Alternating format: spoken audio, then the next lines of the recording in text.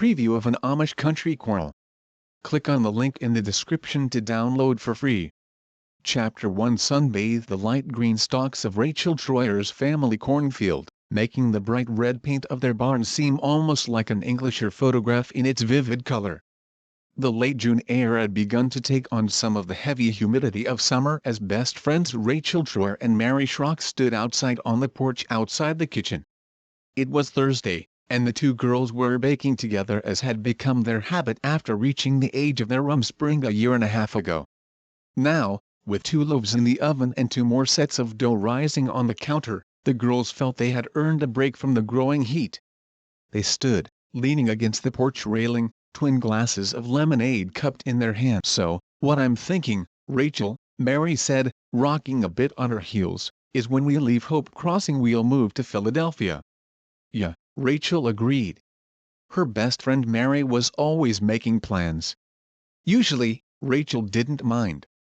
Mary would chatter, her hands waving with excitement as she barreled onto one thing and then the next, but eventually she would wind down until she saw sense.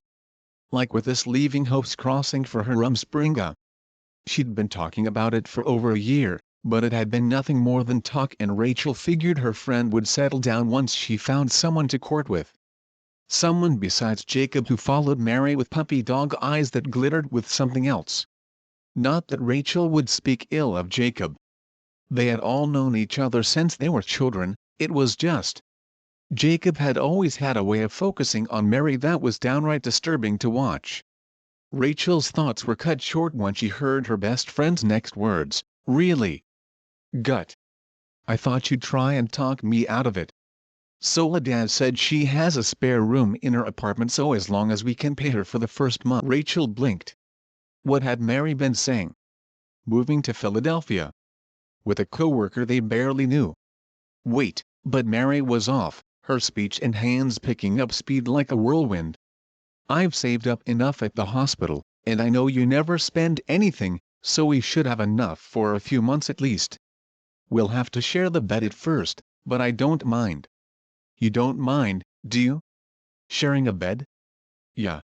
We'll live in the city as Englishers. Go to concerts. Dances. Throw away these boring clothes I like. I'm not saying you can't wear them.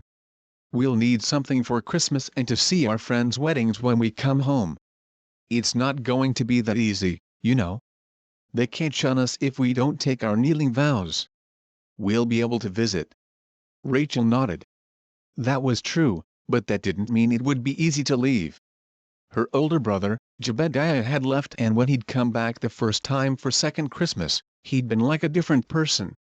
Not just a hair, or the fact that he had a tattoo, but the way he talked. He said he'd imitated people on Englisher television to lose his accent, said it just made things easier. And then the following year, he'd brought an Englisher woman along who had kept smiling and telling Rachel's family how charming everything was, their home, their outfit, garlands over the windows. Even the stupid chickens had been charming, though the Englisher woman had been less charmed when the rooster tried to take a good peck out of her shin. Jeb had only stayed a couple of hours the next year, a different woman on his arm this time, who had looked over everything without saying much.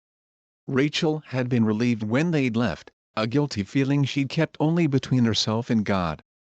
The truth was, Rachel wasn't sure she wanted to live with Englisher. She certainly didn't want to become an Englisher. They weren't bad people, but even Soledad looked at her as though she needed fixing. Rachel tried to explain, "I'm happy here. I'm helping my mom and dad with my baking, and we sell it to the Englisher tourists. I don't want to leave. You know your brother Thomas well. I assumed you would be as ready as I am to shake loose the shackles of being plain." Mary appeared incredulous, and Rachel's stomach sank. Mary couldn't possibly be serious. Their life was hard sometimes, yes, but they didn't live in shackles. Rachel stood and started pacing away from the table they shared, more to calm her sudden anger and confusion and to physically separate herself from Mary's suggestion. "I know you've always had a restless spirit, but I didn't think you were just going to abandon us. Abandon everything that we believe in. I'm not abandoning our faith. I just want to live a bigger life." "You agreed with me." And Jacob's also coming. He says he saved up enough to find a place in the city too. Are you sure Jacob isn't just going to be with you? I know he likes me, but we're not like that. He wants to find his own place. Rachel pressed her lips together. She'd warned Mary about Jacob before, how he seemed too attached to Mary, and Mary hadn't listened.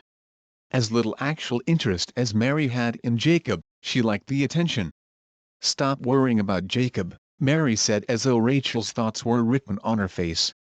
Which they probably were, at least to Mary, who had been Rachel's best friend since they were 6 years old. The bigger question is, why can't we have English or technology?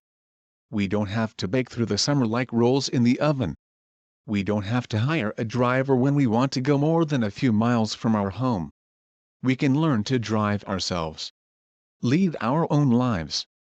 But what if I like my life here? Mary sighed, her lips tightening for a moment, then she said, her voice trailing off, "It's Thomas, isn't it? Maybe Thomas will." Thomas was apprenticed with the deacon's brother, a master carpenter, and showed all signs of wanting to continue in the business.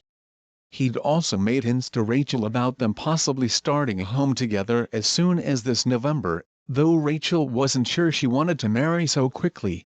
Rachel opened her mouth to try and put some of these thoughts into words, but Mary was talking again. "Let me talk to Thomas. It can't hurt to at least try, don't you think? And Rumspringa is about making a choice, but how do you make a choice if you don't know what you're giving up?" That made sense. Too much sense. Rachel said, "Yeah, you're right. But doesn't that mean you have to give our life a chance too? Maybe if you found someone to court with? Besides, I told you, I'm not courting with Jacob." Mary gave a dismissive snort. "I don't want to court with anyone here. We've known them all since we were kinner. Well, we could go to a neighboring district. I don't. If you want me to uproot my whole life and run with you to Philadelphia, you could at least give me a chance to see if you can stay." Rachel was being unreasonable? "I'm the only one being reasonable in this conversation," Rachel said, her temper igniting in its usual slow burn. "How can you ask me to do something you won't even consider yourself?